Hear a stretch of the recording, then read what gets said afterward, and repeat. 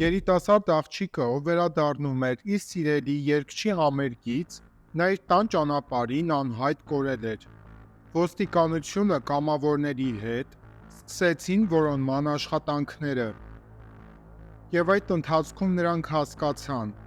որ այս գաղտնիքի պատասխանը այդքան ժամանակ եղել է նրանց քթի տակ։ Քեյլի Բանկերը ծնվել է սեպտեմբերի 7-ին, 1999 թվականին, անգլիական քաղաքում Տամբորտում։ Բացի նրանից, ընտանիքում կար ևս 2 երեխա։ Երբ աղջիկը փոքր էր, նրա ծնողները բաժանվեցին, եւ նա մնաց ապրելու իր մոր եւ իր խորթ հոր հետ։ Նա շատ էր սիրում երեխաներին, եւ նա որոշել էր, որ պետք է դառնա երեխաների դաստիարակ։ Եվ դրա համար նա պետք է ստանար կրթություն,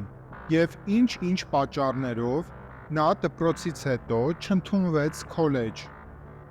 Նա որոշեց, որ պետք է աշխատի մատուցողուհի եւ որոշ ժամանակ անց վերադառնա իր ուսմանը։ 2019 թվականի սեպտեմբերը նրա համար շատ բուռն ամիս էր։ Նա պլանավորել էր, որ պետք է նշի իր ծննդյան 20-ամյակը,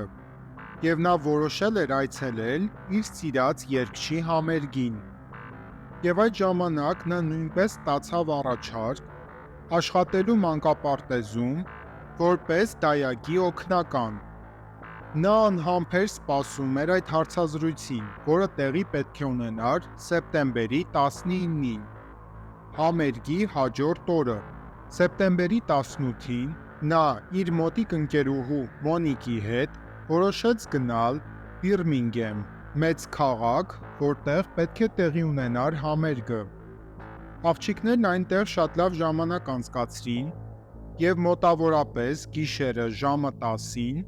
նրանք որոշեցին հանդիպել իրենց որոշ ընկերների հետ ակումբում։ Որոշ ժամանակ այնտեղ անցկացնելուց հետո նրանք որոշեցին բաժանվել եւ գնալ տուն։ Մոնիկը եւ նրանց մոտիկ ընկերներից մեկը ապրում էին նույն փողոցի վրա, եւ դրա համար էլ նրանք կանչեցին մեկ տաքսի եւ գնացին դեպի Մոնիկենց տուն։ Այդ երեքը շատ փոքր տարիքից ճանաչում էին միմյանց, եւ նրանք լավագույն ընկերներ էին։ Մոնիկը իր ընկերուհուն Քելին առաջարկեց գիշերել իր տանը, որպեսզի գիշերը ոտքով նա չգնա տուն, բայց նա որոշեց գնալ տուն։ Աղջիկը ցանկանում էր քնել իր անկողնում եւ պատրաստվել հաջորդ օրվա հարցազրույցին, եւ նրանց մոտիկ ընկերը Ուեզլին առաջարկեց, որ նա այդ աղջկան կուղեկցի տուն։ Քեյլին շատ կարճահասակ աղջիկ էր, նրա հասակը 150 սանտիմետր էր, եւ նա կշռում էր ընդամենը 40 կիլոգրամ։ Եվ դրա համար էլ Մոնիկը անհանգստանում էր նրա անվտանգության համար, այն էլ այդ ժամին։ Բայց լսելով, որ Ուեզլին նրան կճանապարհի մինչև տան դուռը, նա հրաժեշտ տվեց նրանց, եւ 2 լավագույն ընկերները գնացին դեպի տուն։ Մինչև Քեյլիի տունը ընդամենը 20 րոպե քայլելու ճանապարհ էր, եւ այդ ընթացքում նրա ընկերուհին գրում էր նրան, որպեսզի իմանար նա հասել է տուն, թե ոչ, բայց Քեյլին նրան այդպես էլ չպատասխանեց, եւ Մոնիկը գրեց Ուեզլիին։ Տղան պատասխանեց, որ նրանք ճանապարհի կեսից բաժանվել են, եւ աղջկան մնացել էր ընդամենը 5 րոպե, որպեսզի հասներ տուն։ Ընկերուհին մտածեց, որ Քեյլին հասել է տուն եւ քնել է, եւ նա հանգստացավ ու պառկեց քնելու։ Հաջորդ օրը առավոտյան Մոնիկը փորձեց նրան զանգել, բայց Քեյլին նրան չէր պատասխանում։ Նա մտածում էր, որ աղջիկը դեռ քնած է, բայց ժամ առ ժամ իրավիճակն էլ ավելի էր լարվում։ Օրվա առաջին կեսին Քեյլիի մայրը մտավ Քեյլիի սենյակ եւ տեսավ, որ աղջիկը տանը չէ, եւ նա զանգեց Մոնիկին այն հույսով, որ Քեյլին մնացել է նրա տանը գիշերելու, բայց ընկերուհին պատասխանեց, որ աղջիկը գիշերը գնացել է տուն։ Դրանից հետո նրա մայրը համացանցում մի փոստ արեց։ Նա մի գրառում կատարեց հարցնելով. «Ինչ-որ մեկը տեսել է Քեյլիին»։ Նրա հարազատներից ոչ ոք կապի դուրս չէր եկել աղջկա հետ։ Ժամը 2-ին զանգահարեցին Քեյլիի մորը այն մանկապարտեզից, որտեղ պետք է գնար Քեյլին հարցազրույցի, բայց աղջիկն այդպես էլ այնտեղ չէր հայտնվել։ Եվ այդ ամենը շատ ուժեղ տագնապի ենթարկեց նրա հարազատներին, որովհետև նրանք բոլորն էլ գիտեին, թե այդ աղջիկը ինչքան շատ էր ցանկանում ստանալ այդ աշխատանքը։ Դրանից հետո նրա ծնողները կապվեցին Ուեզլիի հետ, ով նրան այդ գիշեր ճանապարհում էր դեպի տուն։ Տղան նրանց պատմեց, որ նա պատրաստվում էր աղջկան տանել մինչև վերջ իրենց տուն, եւ նա ասաց, որ այդ գիշեր նա շատ ալկոհոլ էր օգտագործել, եւ իրեն վատ զգալու պատճառով նրանք Քեյլիի հետ ճանապարհի կեսին հրաժեշտ են տվել միմյանց։ Ուեզլին իրեն մեղադրում էր, որ աղջկան մինչև վերջ չի ուղեկցել տուն, եւ դրա համար էլ նա իրենց ընկերների հետ եւ բարեկամների հետ գնացին Քեյլիին փնտրելու։ Եվ այդ նույն օրը ժամը 5-ին Քեյլիի ծնողները որոշեցին զանգահարել ոստիկանություն։ Եվ ոստիկանները կամավորների հետ սկսեցին ամբողջ փողոցով եւ տարածքով մեկ խուզարկություն կատարել։ Ուեզլին ասաց, որ նա աղջկան հրաժեշտ է տվել փողոցի հեռախոսի մոտ։ Այդ ժամանակ աղջիկը ուժեղ խմած չէր եղել, եւ այդտեղից մինչև աղջկա տուն ընդամենը 5 րոպե էր։ Ոստիկանությունը որոշեց 2 ուղղություններով կատարել հետախուզություն։ Կամավորները եւ Քեյլիի հարազատները փնտրում էին աղջկան Քեյլիի տան մոտակայքում, իսկ ոստիկանները Ուեզլիի ուղեկցությամբ գնացին Մոնիկի տան շրջակայքը հետախուզելու։ Տղան շատ ուժեղ համագործակցում էր ոստիկանների հետ։ Բայց երբ ոստիկանությունը խնդրեց տղայի հեռախոսը, տղան միանգամից հրաժարվեց։ Ոստիկանությունը հետախուզելով տղայի հեռախոսը, նրանք ավելի հստակ կարող էին տեսնել այն ճանապարհը, որով նրանք քայլել են։ Իսկ Ուեզլին ոստիկաններին մեղադրում էր այն բանի համար, որ նրանք փորձում են ողջ մեղավորությունը բարթել իր գլխին, որովհետև նա վերջինն էր, ով տեսել է աղջկան։ Եվ բացի այդ, նա չէր ցանկանում, որպեսզի այլ մարդիկ տեսնեն իր լուսանկարները, կարդան իր հաղորդագրությունները։ Եվ ոստիկանությունը տղային համոզեց, որ նրանք պատրաստվում են ստուգել միայն նրանց անցած ճանապարհը, որը ֆիքսված է սմարթֆոնում։ Եվ տղան տվեց իր հեռախոսը ոստիկաններին, եւ այդ ժամանակ հայտնվեց առաջին ապացույցը։ Աղջկա տան մոտակայքում կար մի այգի, եւ այնտեղ գտան պայուսակ։ Քեյլիի բարեկամները հաստատեցին, որ այդ պայուսակը պատկանում է աղջկան։ Պայուսակում էր գտնվում աղջկա հագուստը, անջատված հեռախոսը։ Եվ այդ ընթացքում կամավորները եւ որոշ ոստիկաններ լսեցին բղավոց, որը եկավ հենց այդ այգուց։ Քեյլիի քեռին, ով նույնպես մասնակցում էր այդ որոնման աշխատանքներին, նա գտավ աղջկա Դին։ Տղամարդը այգում նկատել էր մի փայլուն բան, եւ նա մոտ գնալով նկատեց, որ դա մարդկային ձեռք էր, որի վրա կար թևնոց։ Քեյլին ընկած էր այնտեղ, եւ նրա ներքնաշորը հանված էր նրա հագից։ Ոստիկանները եկան մի կարծիքի, որ աղջկան բռնաբարել են։ Աղջկա մարմինը տրվեց բժշկական հետազոտության։ Մինչ հետազոտության պատասխանները ստանալը, ոստիկանները այցելեցին Ուեզլիին, որովհետև նա զոհին տեսել էր վերջինը, եւ նա իրեն ոստիկանների հետ խոսակցության ժամանակ շատ ներվային էր պահում եւ գտնվում էր անհանգիստ վիճակում։ Առաջին կասկածը հայտնվեց այն ժամանակ, երբ տղան հրաժարվեց իր հեռախոսը տալ ոստիկաններին, որովհետև դա մի հույս էր, որ կարող էին աղջկան գտնել ողջ եւ առողջ։ Ուեզլին եւ Քեյլին շատ մտերիմ ընկերներ էին։ Դեռ փոքր տարիքից գնացել էին նույն մանկապարտեզը եւ շատ տարօրինակ էր, որ տղան պատրաստ չէր անելու անգամ չնչին բանը, որպեսզի գտնեին աղջկան։ Եվ այստեղ հետախուզներին սպասվում էր եւս մեկ հետաքրքիր փաստ։ Երբ որ ոստիկանները փորձեցին բացել Ուեզլիի հեռախոսը, Ուեզլին նրանց ասել էր սխալ գաղտնաբառ, եւ ոստիկանությունը շատ շուտով ստացավ մի հոլովակ, որը նկարահանել էր այգու մոտակայքում գտնվող ակումբներից մեկի տեսախցիկը։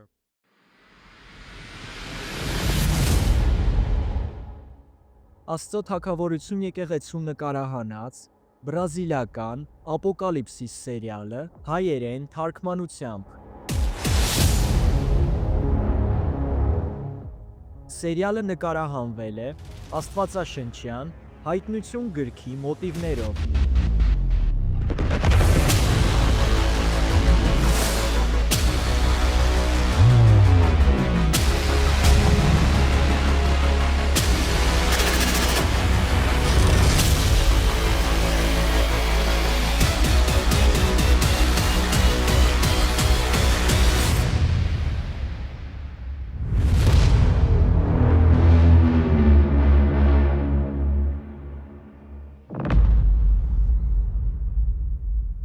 Սերիալը կարող եք դիտել ամեն չորեքշաբթի ժամը 21:00-ին Ավետարանական Աստծո թագավորություն եկեղեցու YouTube-յան պաշտոնական ալիքում։ Սերիալը թարգմանվել է եկեղեցու երիտասարդների նախաձեռնությամբ։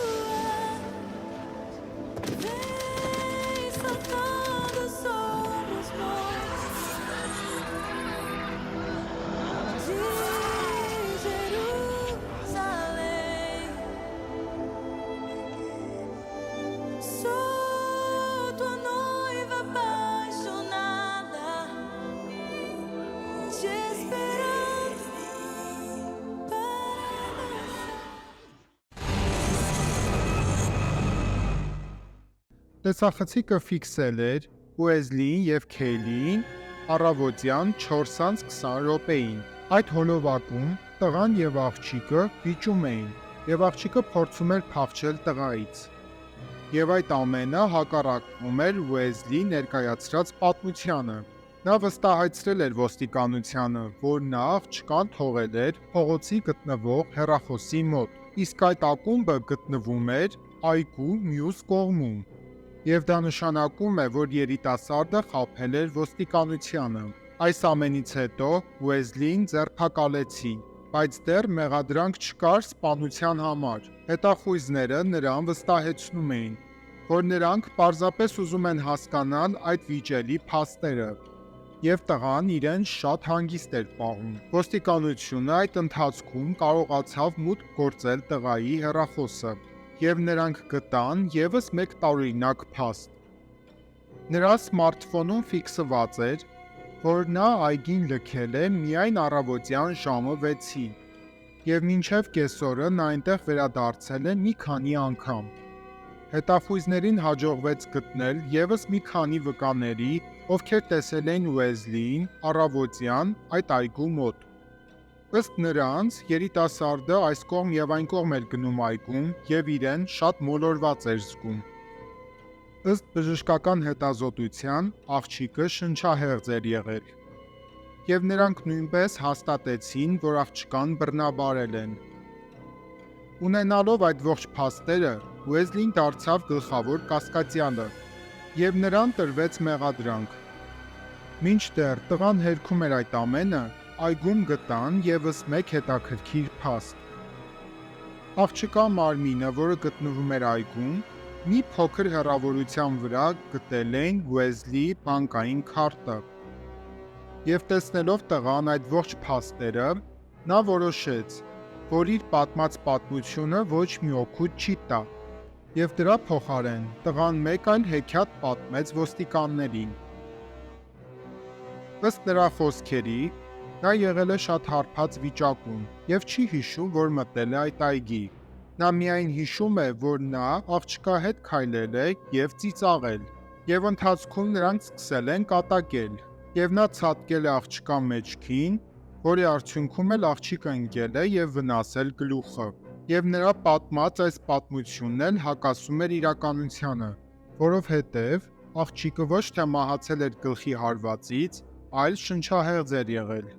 Եվ բացի այդ, Քեյլիի եղունգի տակ գտել էին հենց աղջկա մարմնից հատվածներ։ Դա վկայում էր այն մասին, որ աղջիկը փորձել է ազատվել իրեն խեղդողից, եւ այն, որ տղան ասաց, որ նա կատակելով ցատկել է աղջկա մեջքին,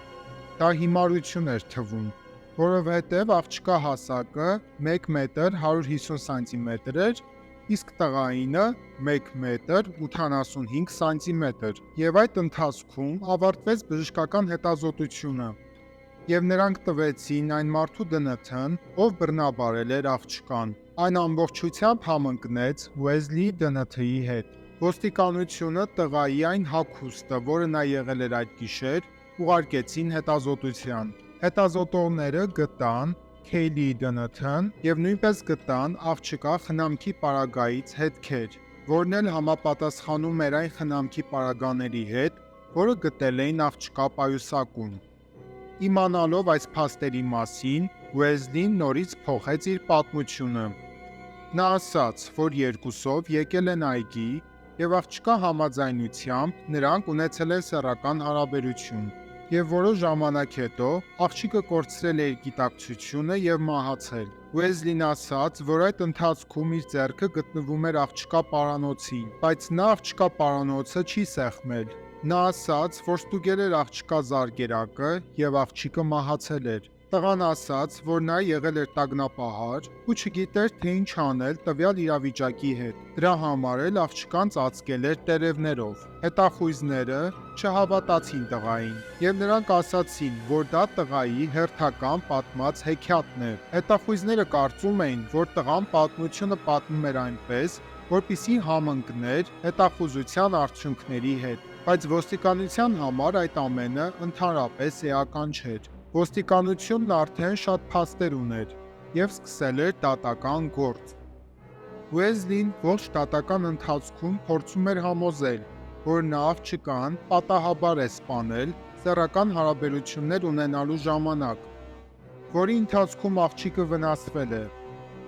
եւ թե ինչու նա չի զանգահարել ոստիկանություն կամ հիվանդանոց հարցին, նա պատասխանեց այսպես,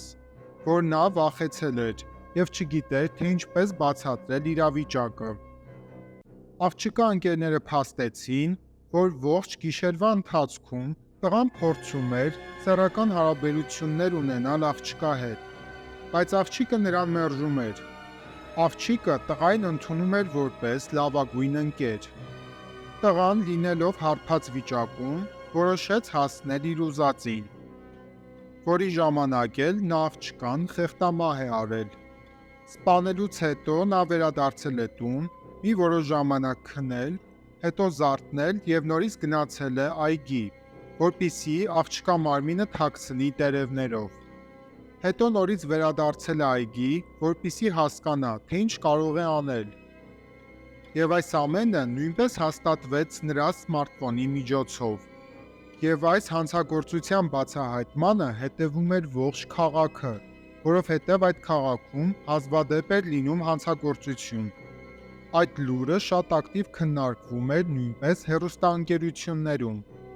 Եվ եւս 5 աղջիկ դիմեց ոստիկանություն, եւ նրանք փաստեցին, որ Ուեզլին նրանց բռնաբարել է։ Նրանց մեծ մասը անչափահաս էին։ 3 աղջիկ փաստեց, որ տղան իրենց կամքին հակառակ բռնաբարել է նրանց, իսկ նրանցից 2-ն ասաց, որ իրենց բռնության է ենթարկել տղան։ Եվ նրանք վախի պատճառով չէին դիմում ոստիկանություն, բայց երբ տեսան, որ տղան սպանել է աղջկա, նրանք որոշեցին հայտնել այդ լուրը ոստիկանությանը։ Եվ արդյունքում տղային մեղադրեցին եւս 5 հանցագործության մեջ։ Տղային մեղադրեցին Քեյլիի սպանության մեջ եւ 2020 թվականի օգոստոսին Ուեզլիին դատապարտեցին ցմահ ազատազրկման։ Տղան կարող էր բանտից ազատվել 30 տարի հետո, միայն այն դեպքում, երբ մասնագետները հաստատեն, որ նա վտանգավոր չէ հասարակության համար, եւ այդ ժամանակ նա կլինի 51 տարեկան։ Հետախույզները փաստեցին, որ նրանք զարմացած են, որովհետև այս տղան տարբերվում էր բոլոր բռնության ենթարկողներից, որովհետև նա երիտասարդ էր, գեղեցիկ էր, երբեք չի ունեցել կանանց ուշադրության պակաս, բայց չնայած այս ամենին, նա հանցագործություն է գործել 6 աղջկա դեմ, որոնցից մեկն էլ մահացավ։ Մահացավ այն աղջիկը, ով այդ տղային համարում էր իր մանկության լավագույն ընկերը։ Դուք ովքեր ցանկանում եք, կարող եք մեկնաբանություններում թողնել ձեր կարծիքը այս պատմության վերաբերյալ։ Իսկ մենք կհանդիպենք նոր բացահայտումներով։